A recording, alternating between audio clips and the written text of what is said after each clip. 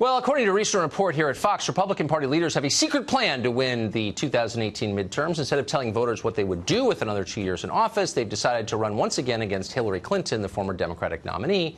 It worked last time. The idea is it'll work again. The appeal is obvious. Nobody really likes Hillary Clinton, even people who are paid to pretend they like her.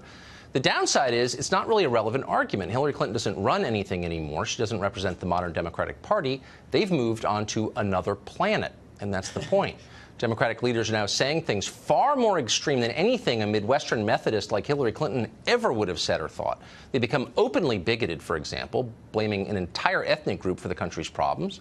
They've called for eliminating our country's borders, the right to self-defense, even the distinction between male and female. They're at war with nature and with common sense. And by the way, they're agitating for an actual war against Russia. They are insane. Some of them are dangerous, and somebody ought to run against them, not against the ghost of some elderly retired nominee from last cycle. Yet somehow the Republicans in Congress say they're not going to do that.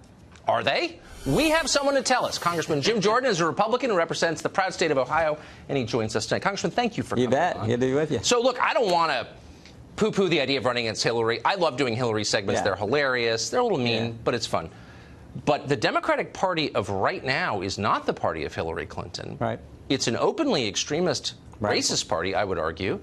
And I think it's obvious that Republicans in opposition should run against them, but why aren't they? Well, I think what I would say is let's run for what we told them we were going to do in 16. Let's run on what we've accomplished. And I would argue 17 was a good year. Regulations were down, the taxes have been lowered, the economy was growing, ISIS is backpedaling, the embassy's gone to Jerusalem, Gorsuch is on the court. That was a pretty darn good year. Really?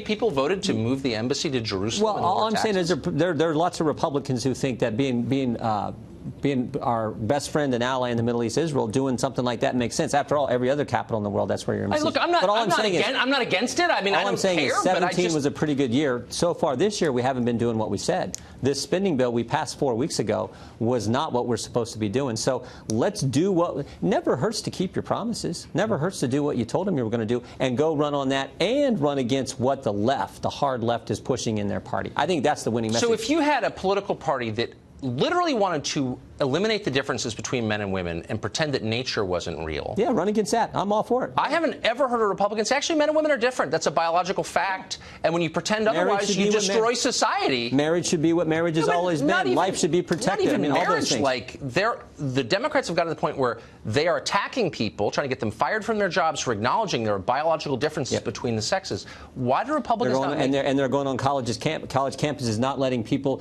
conservatives, Christians, they're anti-Semitic stuff on college. They're stopping all those kind of things.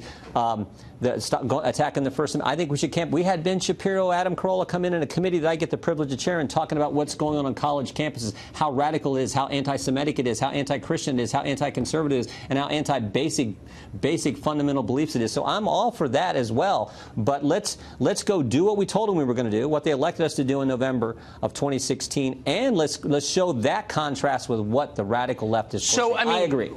Really, the 2016 election, if you could isolate one promise, obviously be the wall. Of course. And we need to do that. And that's been the one consistently ignored by Republicans in Congress. Like, we just had this massive spending bill, no wall. We funded things in that bill we said we wouldn't. We didn't fund things we said, namely the wall. It was a $1.3 trillion bill that we had 15 hours to look at, 2,232 pages. And guess how long the debate was?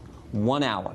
1 hour debate. We go home for Easter recess after that. We come back. We have 4 hours to debate a 3-page bill, balanced budget amendment, which is a great idea, but something everyone knows is not going to get through the Congress and become law. We debate that for 4 hours. That's what drives American voters crazy. They're like, really? No wonder they're cynical about Capitol Hill, cynical about Congress, cynical about what they see at this place. So that's the kind of stuff that has to change, because, again, it's not consistent with what we... Let's actually fund the things we said we would, like the wall, and not fund things like Planned Parenthood, give them your tax dollars. That's ridiculous. We should stop that. Why would, I don't want you to beat up on the speaker on his way out, but how did we wind up with a spending bill that funded Planned Parenthood for $500 million? I don't know. You know what happened? We took 3 amendments. This is how bad it's gotten. We took 3 amendments to the Rules Committee the night before that vote. One of them was to deal with the Planned Parenthood issue. And all 3 amendments were not made in order. And you know why they weren't made in order?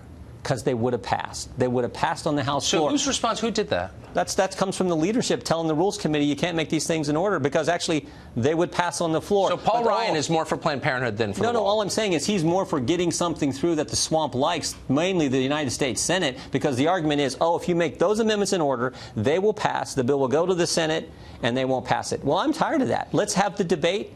And we were so poised to win, Tucker. Chuck Schumer shut down the government over a weekend over amnesty, and the American people said, we don't think that's a smart idea. We were poised to win. Instead, we did what the swamp always does. We spent more money on everything. And gave Google a tax cut. Perfect. Congressman, thank you for that. I appreciate it.